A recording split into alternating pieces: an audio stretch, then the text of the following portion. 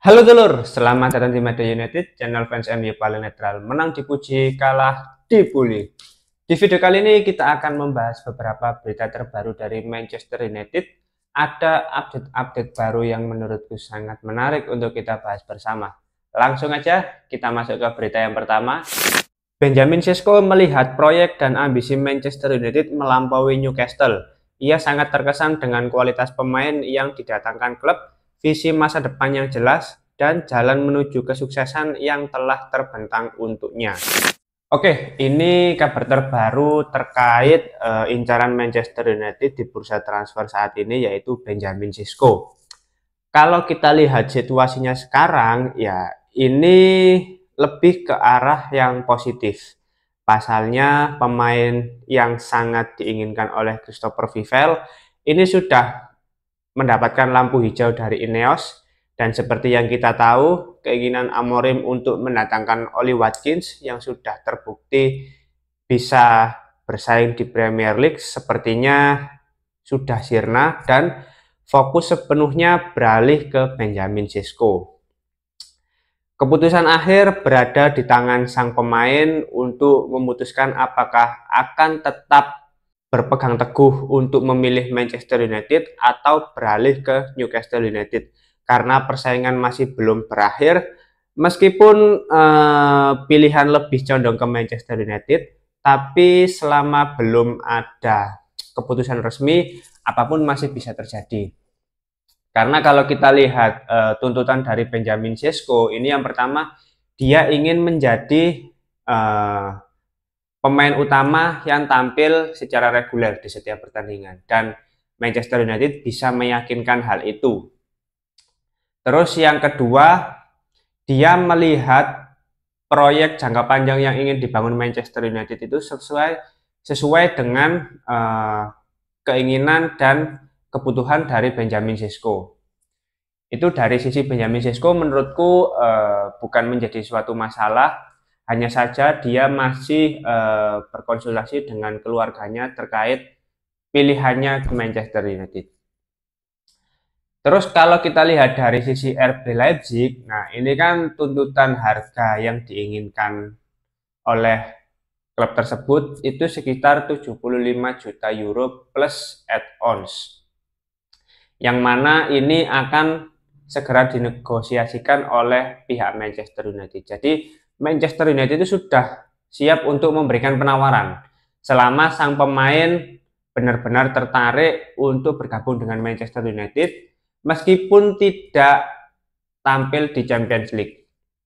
Jadi memang sejak awal Manchester United itu hanya ingin mendatangkan pemain yang mau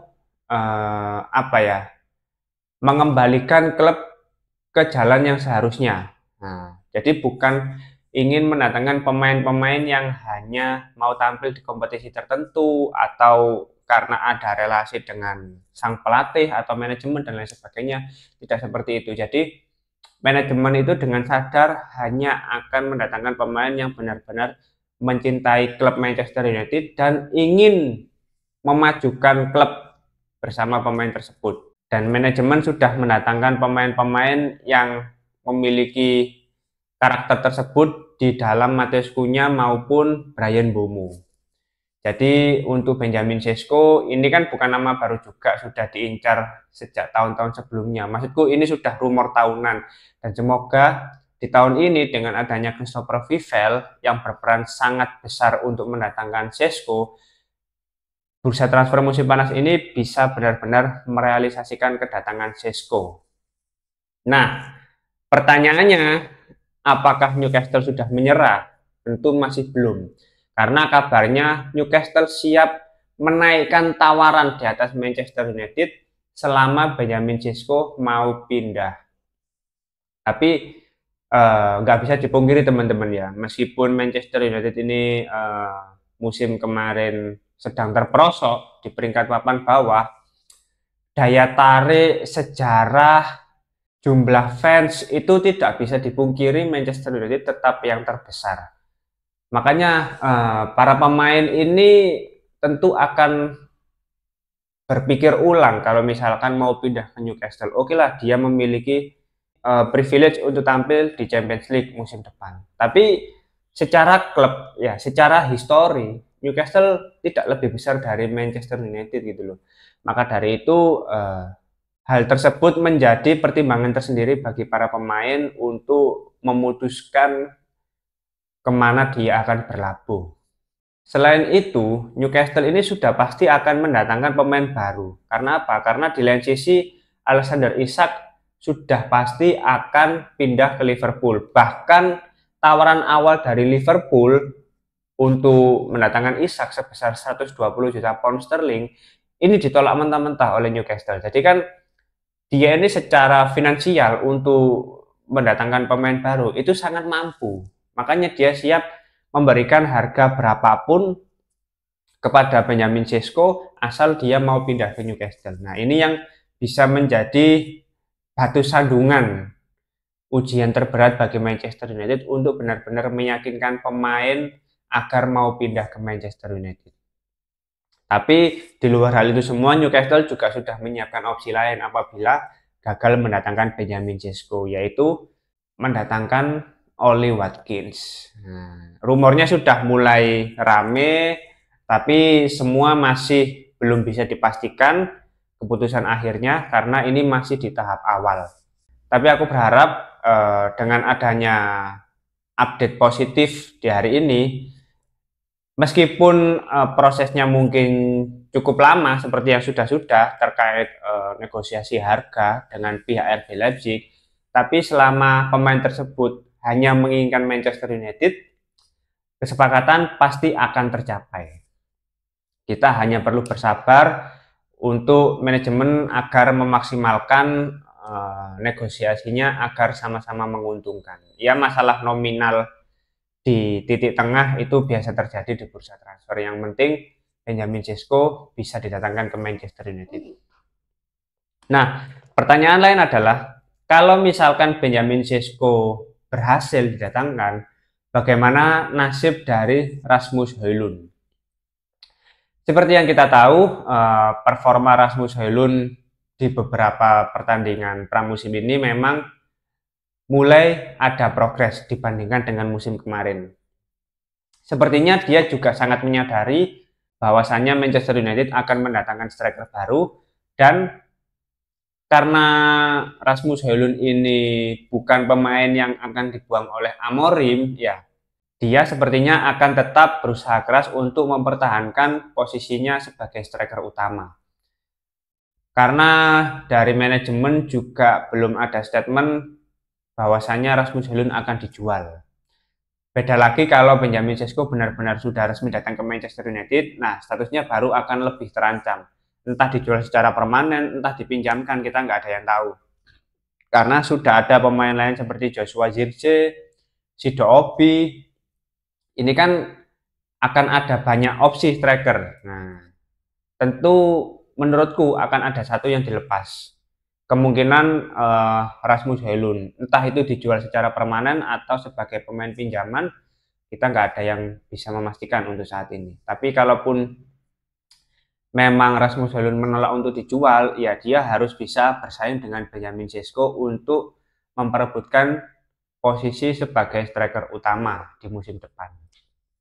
Menarik ini, karena secara bertahap dia bisa menunjukkan progresnya, ya nggak masalah. Kalaupun dijual secara permanen di angka 45 juta atau 50 juta, ya itu justru lebih bagus.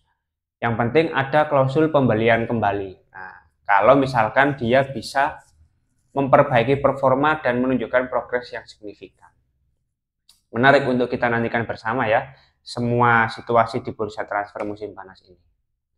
Oke, kita masuk ke berita berikutnya. Semua kamera termasuk milik Manchester United telah dilarang oleh Ruben Amorim selama sesi taktik di mana dia secara harfiah menunjukkan posisi para pemain di lapangan setiap saat. Kalau aku melihat ya teman-teman, ketegasan Amorim itu sudah mulai terbukti dan menunjukkan hasil yang positif. Karena sejak musim lalu sepertinya Amorim sudah kenyang dengan pengalaman dan kekalahan di banyak pertandingan. Jadi dia apa ya, menentukan sikap bahwasanya di dalam ruang ganti ya semua hal yang berbau entertain dengan adanya kamera dan lain sebagainya itu justru sangat mengganggu fokus para pemain, cukup mempengaruhi mental para pemain. Makanya sebelum berita ini ada, sejak bulan-bulan kemarin sebetulnya Manchester United itu akan membuat film dokumenter terkait perjalanan Manchester United saat ini. Tapi hal itu ditolak mentah-mentah oleh Ruben Amorim karena akan mengganggu situasi ruang ganti dan mental para pemain. Dan menurutku ini keputusan yang tepat. Meskipun di lain sisi kalau kita bicara soal finansial, tentu Manchester United akan mendapatkan keuntungan sekitar 10 juta pound sterling dari pembuatan film dokumenter ini. Tapi Amorim menegaskan bahwa mental para pemain, fokus para pemain itu lebih penting. Karena apa? Dengan situasi musim kemarin yang sangat terperosok, tentu kalau dibuatkan film dokumenter, nggak ada yang bisa dibanggakan gitu loh. Perjalanan Manchester United. Ya perjalanan apa? Perjalanan yang memalukan gitu loh. Terus kalaupun dibuat film dokumenter, tentu itu akan dijadikan bahan oleh media-media dalam menggiring opini untuk menjatuhkan Manchester United. Makanya Ruben Amorim secara tegas menolak untuk melakukan pembuatan film dokumenter. Hal serupa terjadi saat ini ya. Kamera-kamera yang apa ya?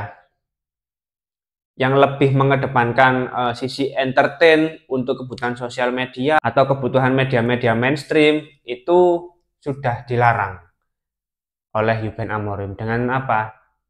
Dengan tujuan agar para pemain ini secara taktik tidak bocor ke media, karena hal itu sudah sering terjadi. Dan para pemain juga bisa lebih fokus untuk apa ya?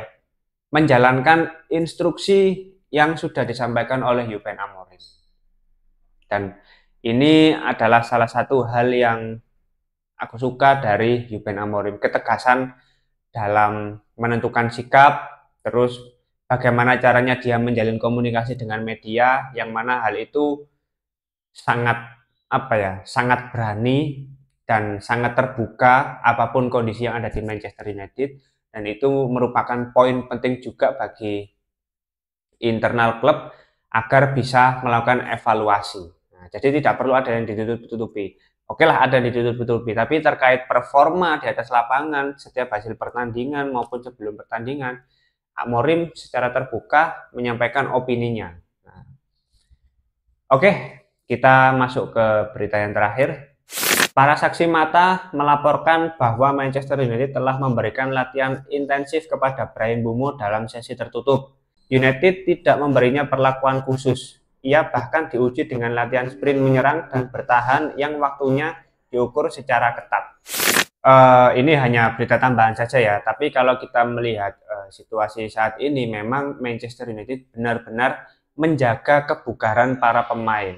Tujuannya apa? Agar di musim depan Ruben Amorim beserta para stafnya bisa meminimalisir pemain-pemain yang cedera, karena tentu itu akan sangat merugikan klub ketika akan menjalani pertandingan-pertandingan penting, karena pemain cedera tidak ada yang tahu, tidak bisa diprediksi.